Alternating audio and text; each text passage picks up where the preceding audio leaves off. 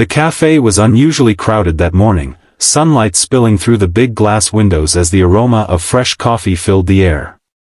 At the front of the line stood Victoria Hale, a woman everyone in town recognized.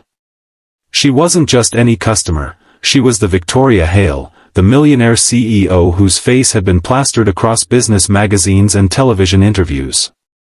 Her confidence radiated, her designer bag slung over her shoulder, and her polished heels clicking against the tile floor. But when she swiped her sleek black card to pay for her order, silence followed. The cashier frowned. "I'm sorry, ma'am," the young man said softly. "Your card, it's been declined." The cafe went still. People shifted awkwardly, some whispering, others raising their eyebrows. Victoria's cheeks burned.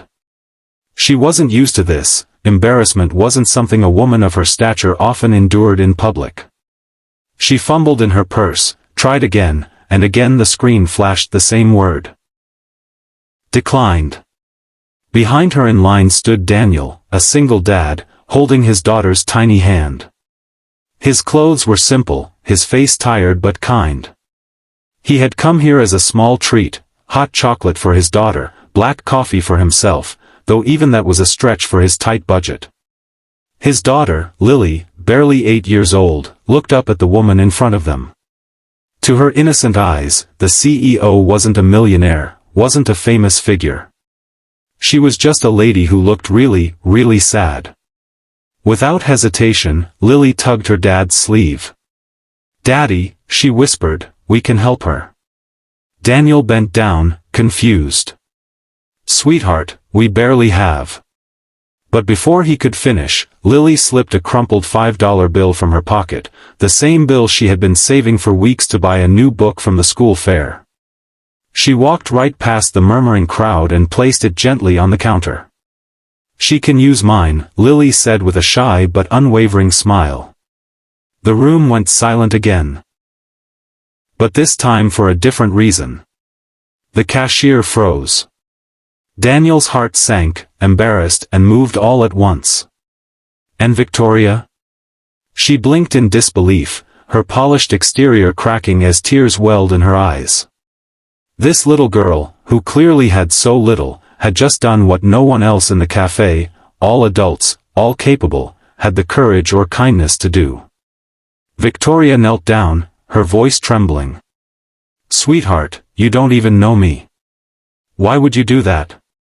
Lily shrugged, her innocence piercing through the heaviness of the moment. "Because you looked like you needed help. And Daddy says when someone needs help, we should be kind." For the first time in years, Victoria felt something she hadn't felt in boardrooms or behind polished speeches: humility. Daniel tried to apologize, explaining softly, "She doesn't understand who you are, she just—" "No," Victoria interrupted, her voice thick with emotion. "She understands something far greater than I ever have." The cashier, visibly moved, rang up the order using Lily's money. But before the drink was even handed over, Victoria pulled out her phone, sorted the issue with her bank in minutes, and then turned back to Daniel and Lily.